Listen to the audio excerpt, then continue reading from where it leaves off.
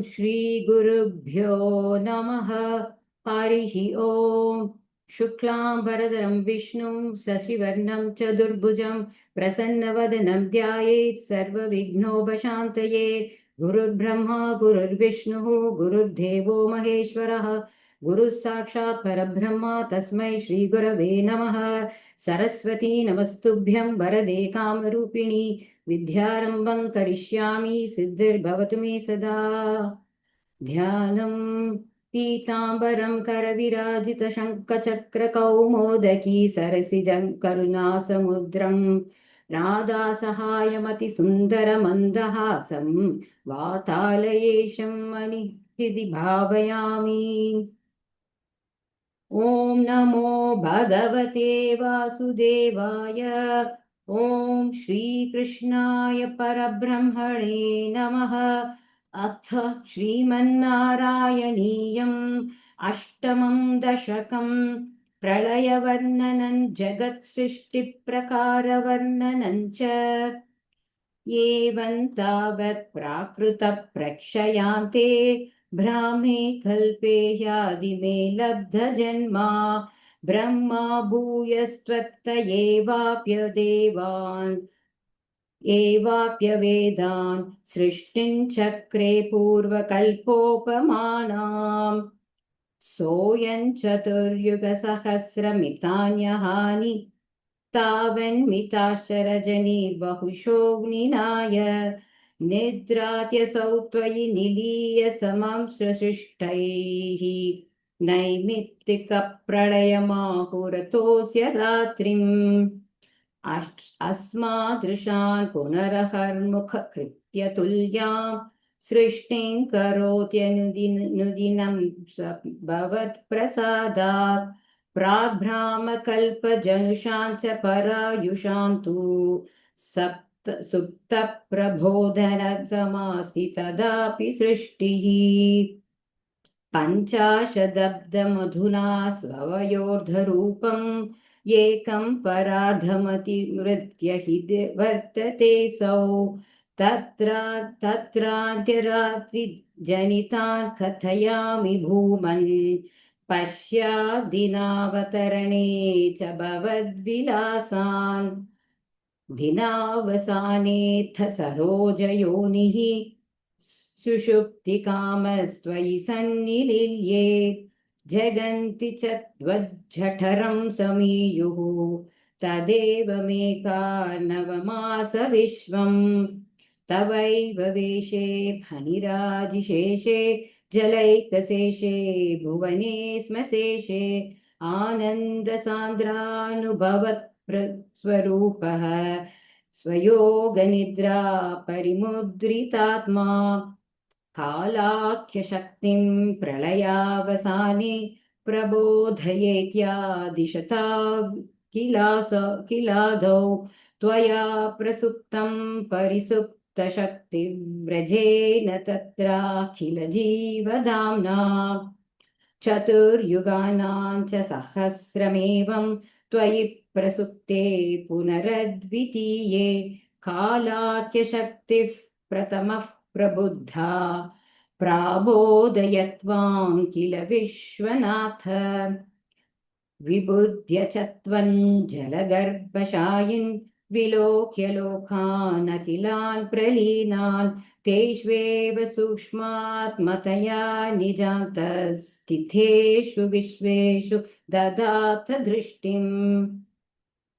ततस्त्वदीयादयिनाभिरन्ध्रात् उदञ्चितं किञ्चन दिव्यपद्मं निलीननिःशेषपदार्थमाला संक्षेपरूपं मुकुलायमानम्। तदेतदम्भोरुहकुड्मलन्ते कलेबराथोयपथे प्ररूढं बहिर्निरीतं परितः स्फुरद्भिः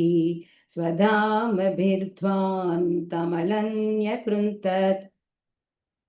सम्फुल्लपत्रे नितरा विचित्रे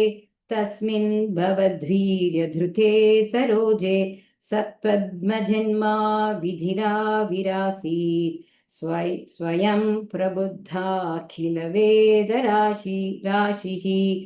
अस्मिन् परात्मन् अनुपाद्मकल्पे त्वमित्तमुत्तापितपद्मयोनिः अनन्तभूमा मम रोगराशिं निरुन्धिवातालयवास विष्णो इति श्रीमन्नारायणीये प्रलयवर्णनं जगत्सृष्टिप्रकारवर्णनं चेति अष्टमं दशकं समाप्तं नारायण अखिलगुरो भगवन्नमस्ते नारायण अखिलगुरो भगवन्नमस्ते अथ नवमं दशकं जगत्सृष्टिवर्णनम् स्थितः स कमलोद्भवतः स्वहीनाभिपङ्केरुहे कुतस्विदितं बुधावुदितमित्यनालोकयन् तदीक्षणः कुतूहलात् प्रतिदिशौ विवृत्ताननः चतुर्वदनतामगाद् विकसदष्टदृष्ट्यम्बुजाम् महार्णवविधूर्णितं कमलमेव तत्केवलं विलोक्य तदुपाश्रयन् तव तनुं तदुनालोकयन् क एष कमलोदरे महति निस्सहायो ह्यहं कुतस्विदितमम्बुजं समजनीति चिन्तामगात् अमुष्य हि सरोरुहः किमपि कारणं सम्भवेत् इति स्म कृतनिश्चयः स खलु नालरन्ध्राद्वना स्वयोगबलविद्यया समवरूढवान् प्रौढधीः त्वदीयमतिमोहनं न तु कलेबरं दृष्टवान् ततः सकलनालिका विवरमार्गगो मार्गयन् प्रयस्य शतवत्सरं किमपि नैव सन्दृष्टवान् निवृत्तकमलोदरे सुखनिषन्न एकाग्रधीः समाधिबलमादधे भवदनुग्रहैकाग्रही शतेन परिवत्सरैर्दृढ समाधिबन्धोल्लसत्प्रबोध विशदीकृतः स खलु पद्मिनी पद्मिनी सम्भवः अदृष्टचरमद्भुतं तव हि रूपमन्तर्दृशा व्यचष्टपरितुष्टधीर् भुजगभोगभागाश्रयम् किरीष्टमुकटोल्लसत्कटकहारकेयूरयुङ्मणिस्फुरितमेखलं सुपरिवीतपीताम्बरम् कलाय कुसुमप्रभं कलतलोल्लसत्कौस्तुभं वपुस्तदीय भावये कमलजन्मने दर्शितम् इति प्रकारदर्शित प्रचुरवैभव श्रीपते हरे जय जय प्रभो मधुमुपैषि दिष्ट्या दृशोः कुरुष्व धियमाशु मे भुवन निर्मितौ कर्मठाम् इति द्रुहिणवर्णितः स्वगुणं बङ्हि मा पाहि माम् लभस्व भुवनत्रयी रचनदक्षतामक्षतां गृहाणमदनुग्रहं कुरु तपश्च भूयो विधे भवस्त्व किल साधनी मयि च भक्तिरत्युत्कटेत्युदीर्य गिरमादधा मुदितचेतसौ वेदसम् शतं कृततपास्ततः स खलु दिव्यसंवत्सरान् अवाप्य च तपोबलं मतितबलं च पूर्वाधिकम् उदीक्ष किल कम्पितं पयसि पङ्कजौ वायुना भवद्बलविजृम्भितः पवनपार्थसी पीतवान् तवैव कृपया पुनः सरसिजेन तेनैव सह प्रकल्प्य भुवनत्रयीं प्रववृते प्रजानिर्मितौ तथाविध कृपाभरो गुरुमरुत्पुराधीश्वर त्वमाशु परिपाहि मां गुरुदयोईक्षितैरीक्षितैः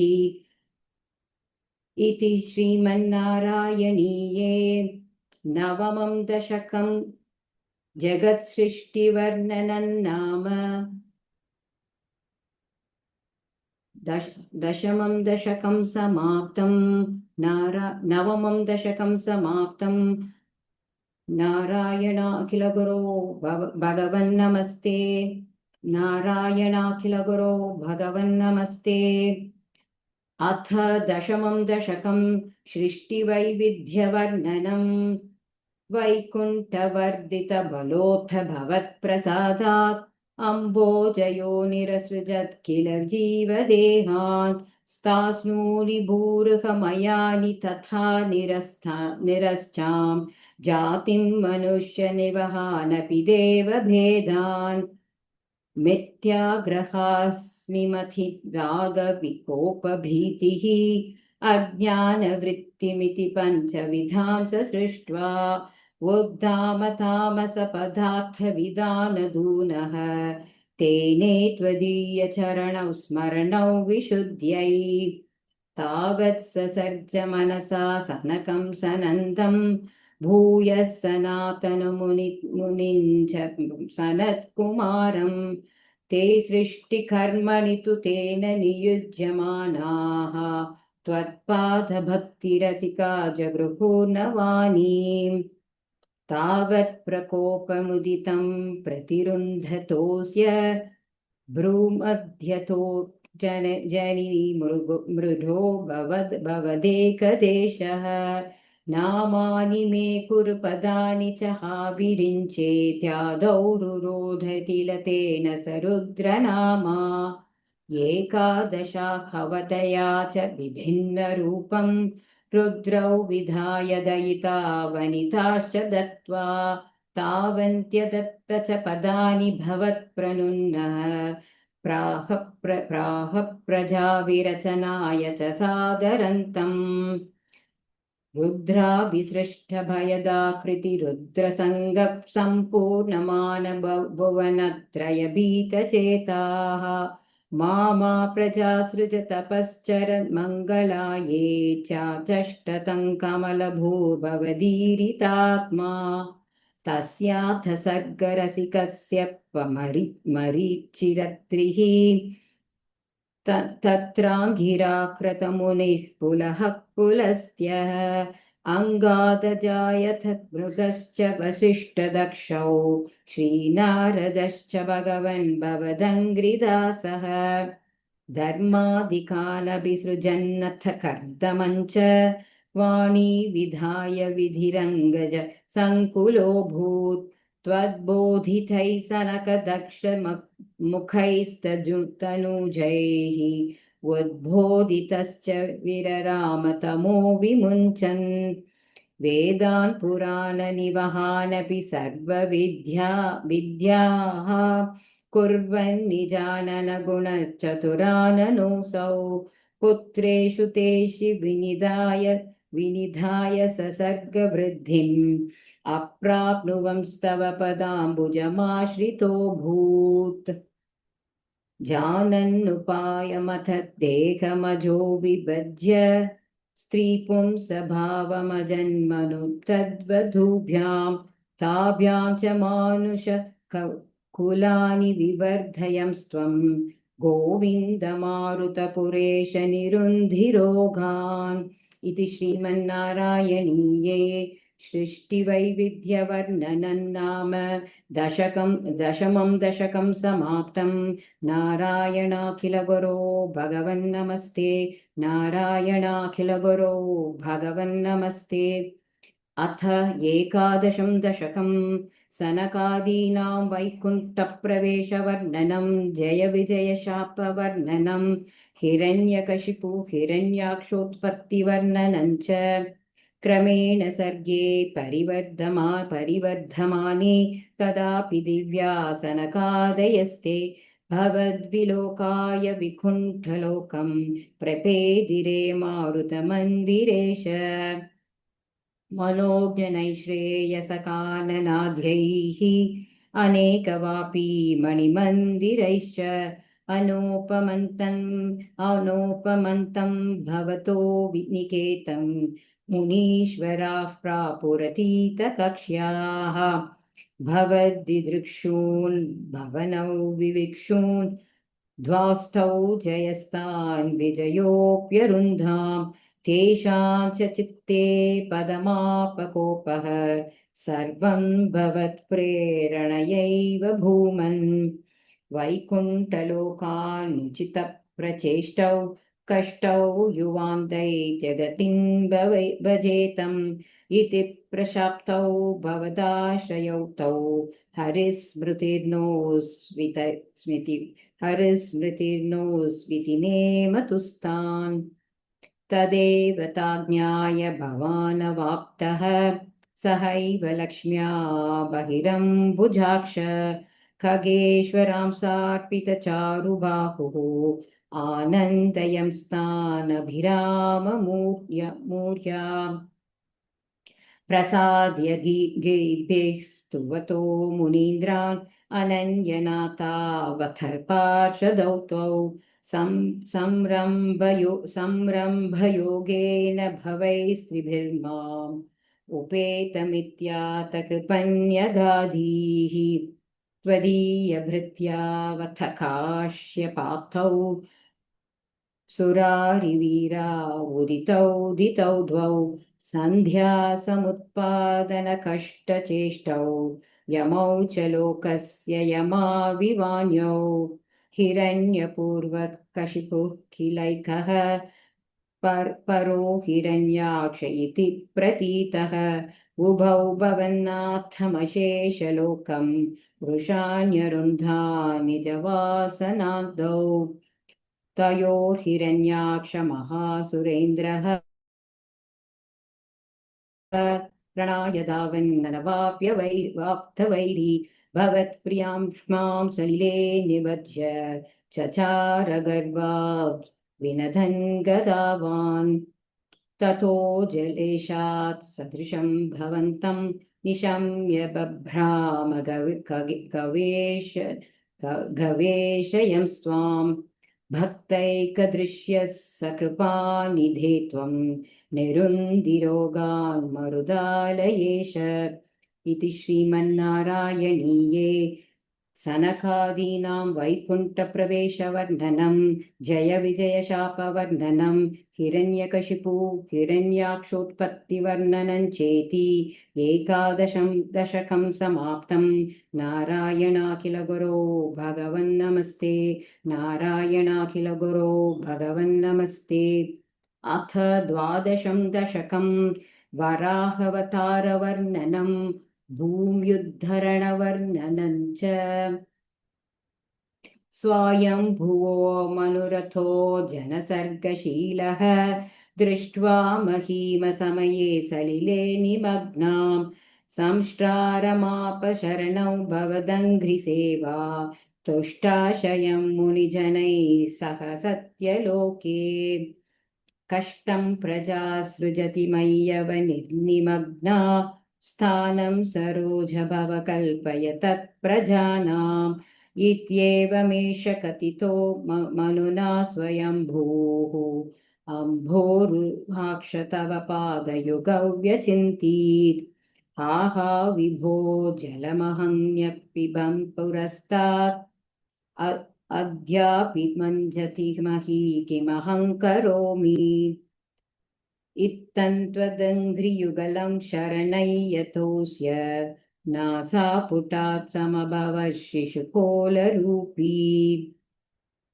अङ्गुष्टमात्रवपुरुत्पतितः पुरस्तात् भूयोत कुम्भिसदृशः समजुम्भतास्त्वम्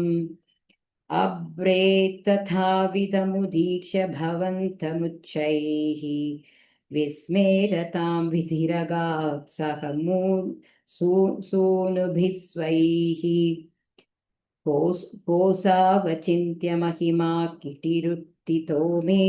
नासापुटात् किमु भवर्जितस्य माया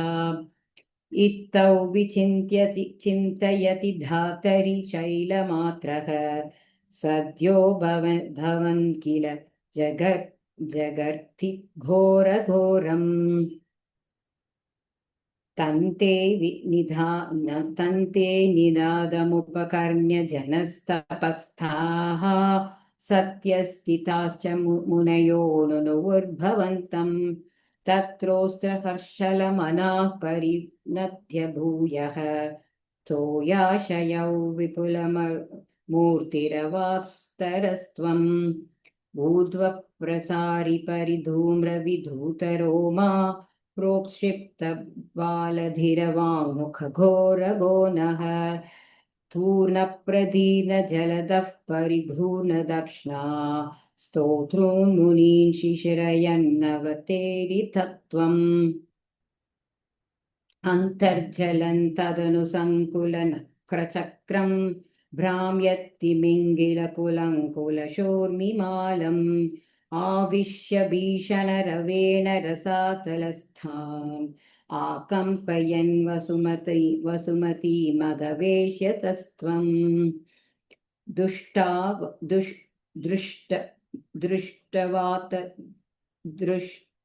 दृष्टवाथ दैत्य हतकेन रसातलान्ते संवेशितान् झटिति कूटकिटीर्विभो त्वम् आपातुकान् विगणय्य सुरारिकेठान् तंष्ट्राङ्कुरेण वसुधामददासलीलम् अभ्युद्धरन्न तदरान् दशनाग्रलग्नमुत्स्ताङ्कुराङ्कित इवाधिकपीवरात्मा उद्धूतघोरसलिलाजलधेरुदञ्चन् क्रीडावराहवपुरीश्वर पाहि रोगात् इति श्रीमन्नारायणीये वराहवतारवर्णनं भूम्युद्धवर्णनं चेति 12 दशकं समाप्तं नारायणाखिलगुरो भगवन्नमस्ते नारायणाखिलगुरो भगवन्नमस्ते अथ 13 दशकं हिरण्याक्षवधवर्णनं हिरण्याक्षं तावद्वरदभवदन्वेषणपरं चरन्तं सावर्ते पयसि निजजङ्घा परिमिते भवद्भक्तो गत्वा कपटपटुधी नारदमुनिः शनैरुचे नन्दन् धनुजमपि निन्दंस्तव बलम् स मायावी विष्णुर्हरति भवदीया वसुमती प्रभो कष्टं किमिदमिति तेनाभिगतितः नदन् क्वासौ क्वासाविति स मुनिना दर्शितपथः भवन्तं सम्प्रापद्धरणिधरमुद्यन्तमुदकात् अहो आरण्योऽयं मृग इति हसन्तं बहुतरैः दुरुक्तैर्विद्यन्तन् दितिसुतमवज्ञाय भगवन् महीं दृष्ट्वा दंष्ट्रा शिरसि चकितां स्वेन महसा पयोधावादाय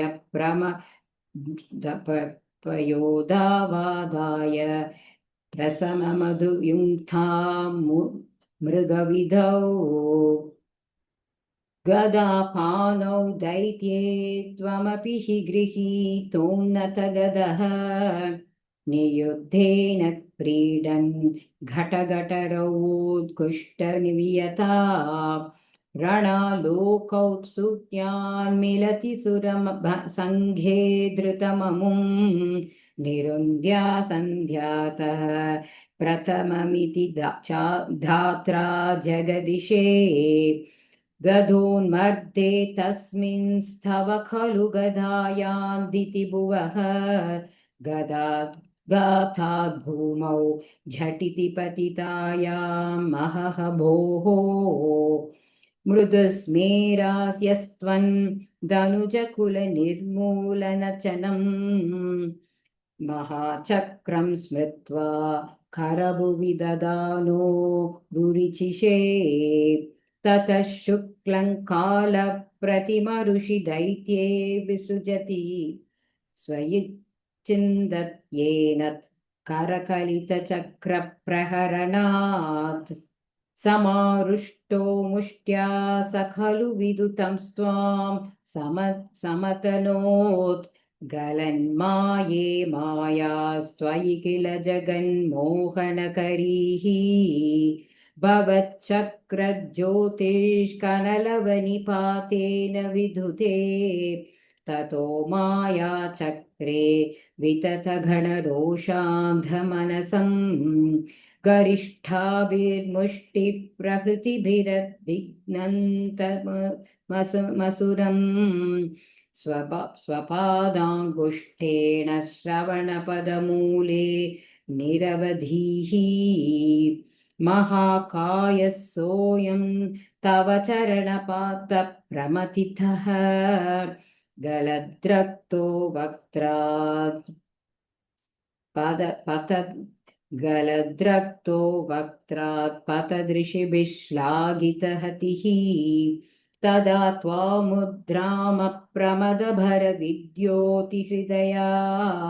मुनीन्द्रासान्द्राभिस्तुतिभिरनुवन्ध्वरन्तनुम् त्वचिच्छन्दो रोमस्वपि कुशगुणाश्चक्षुषी धृतम् चतुर्कोताराङ्ग्रौ सृगपि वदने चोदरयिडा ग्रहाजिह्वायान्ते परपुरुषकर्णे च तमसाः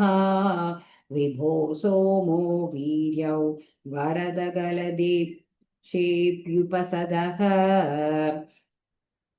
मुनीन्द्रैरित्यादिस्तवनमुखरैर्मोदितमनाः महीयस्या मूर्त्या विमलतरकीर्त्या च विलसन् स्वदिष्ण्यं सम्प्राप्तः सुखरसविहारी मधुरिपो निरुन्ध्यारोगं मे सकलमपि वातालयपते इति श्रीमन्नारायणीये हिरण्याक्षवधवर्णनं नाम त्रयोदशं दशकं समाप्तं। नारायणा अखिलगुरो भगवन्नमस्ते।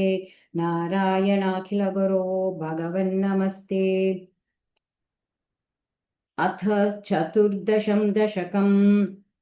कपिलोपाख्यानम् समनुस्मृततावकाङ्घ्रियुग्मः समनुः पङ्कजसम्भवात्मजन्मा निजमन्तरमन्तराय हीनं चरितं ते कथयन् सुकन्निनाय समये खलु तत्र कर्दमाख्यः दुहिनच्चाय भवस्तदीयवाचा धृतसर्गरसोनिसर्गरम्यं भगवंस्तामयुतं समाविशिषेवे गुरुडोपरि कालमेघकम्रं विलसत्केलिसरोजपानिपद्मं हसितोल्लसिताननौ विभो त्वं वपुराविष्पुरुषे स्म कर्दमाय स्तुवते पुलकावृताय तस्मै मनुपुत्रीन्दयितान्न वापि पुत्रीः कपिलं च सुतं स्वमेव पश्चात् स्वगतिं चाप्यनुगृह्य निर्गतो भूः समनुशतरूपया महिष्या गुणवत्या सुतया च देवहूत्या भवदीरितनारदोपदिष्टः समगात् कर्दममागतिः प्रतीक्षम् मनुनोपकृतां च देवहूतिं तरुणीरत्नमवाप्य कर्दमोऽसौ निर्वृतोऽपि तस्यां दृढशुश्रूषणया ददौ प्रसादं समनुस्तवदुपासनप्रभावात् दयिता कामकृते कृते विमाने वनिताकुलसङ्कुलो नवात्मा व्यहरद्देवपतेषु देवहूत्या शतवर्षमतव्यतीत्य सोऽयं नवकन्या समवाप्य धन्यरूपाः वनयानसमुद्यतोऽपि कान्ता हितकृत्वज्जननोत्सुकोऽन्यवात्सीत् निजभर्तृगिरा भवन्निषेवा निरतायामथ देवदेवहूत्याम् कपिलस्त्वमजायथा जनानां प्रथयिष्यन् परमात्मतत्त्वविद्याम् वनमेयुषि कर्तमे प्रसन्ने मत सर्वस्वमुपादिशन् जनन्यै कपिलात्मक वायुमन्दिरेश त्वरितं त्वं परिपाहि मां गदौगात् इति श्रीमन्नारायणीये कपिलोपाख्यानं नाम 14 दशकं समाप्तं। नारायणाखिलगुरो भगवन्नमस्ते। नारायणाखिलगुरो भगवन्नमस्ते। अथ पञ्चदशं दशकं कपिलोपदेशः। मतिरिह गुणसक्ता बन्धकृत्तेष्वसक्ता त्वमृतकृतपुरुन्दे भक्तियोगस्तु सक्तिं महदनुगमलभ्या भक्तिरेवात्र साध्या कपिलतनुरुतित्वं देवहूत्यै न्यगाधीः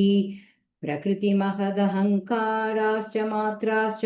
भूतान्यतिहृदपि दशाक्षी पुरुषः पञ्चविंशः इति विदितविभागो मुच्यते सौ प्रकृत्या कपिलतनुरुतित्वं देवहूत्यै न्यगाधीः प्रकृतिगुणगुणौर्दैर्नाज्यते पुरुषोऽयं यदि तु सजति तस्या तद्गुणास्तं भजेरन् पदनुभजन तत्त्वालोचनैः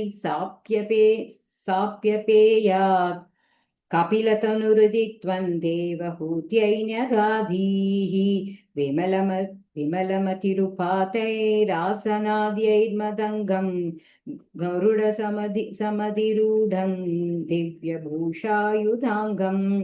रुचितुलिततमालं शीलयेतानुवेलं कपिलतनुरुतित्वं देवहूत्यै न्यगाधीः मम गुणगणलीला कर्णनैः कीर्तनाद्यैः मयि सुरसरिदोगप्रख्यचित्तानुवृत्तिः भवति परमभक्तिः सा हि मृत्योर्विजेत्री कपिलतनुरुतित्वं देवहूत्यै न्यगाधीः अहह बहुलहिंसा मुच्यतार्थै कुटुम्बं प्रतिदिनमनुपुष्णन् स्त्रीजितो बाललाली विशतिः गृहसक्तो यातनां मय्यभक्तः कपिलतनुरुतित्वं देवहूत्यै न्यगाधीः युवति झठर किन्नो जातबोधोऽप्यकाण्डे प्रसवगलितबोधः पीतयोल्लङ्घ्य बाल्यं पुनरपि बत मुह्यत्वेव तारुण्यकाले कपिलतनुरुतित्वं देवहूत्यै न्यगाधीः पितृसुरगणयाजी धार्मिको यो गृहस्थः स च निपतति काले दक्षिणाद्वोपकामी मयि निहितमकामं कर्म तु तत्पथार्थं कपिलतनुरुतित्वं देवहूत्यै न्यगाधीः इति सुविदितवेद्यान् देवहे देवहूतिं कृतनुतिमनुगृह्य त्वं गतो योगिसङ्घैः विमलमतिरथासौ भक्तियोगेन मुक्ता त्वमपि जनहितार्थौ वर्तसे प्रागुदीच्याम् परमकिमु बहुक्त्या त्वत्पदाम्भोजभक्तिं सकलभयविनेत्रीं सर्वकामोपनेत्रीं वदसि खलु दृढं त्वं त्वद्विधूय मयान्मे गुरुपवनपुरेश त्वय्युपादस्त्वभक्तिम् इति श्रीमन्नारायणीये कपिलोपदेशन्नाम 15 दशकं समाप्तं। नारायणाखिलगुरो भगवन्नमस्ते। नारायणाखिलगुरो भगवन्नमस्ते।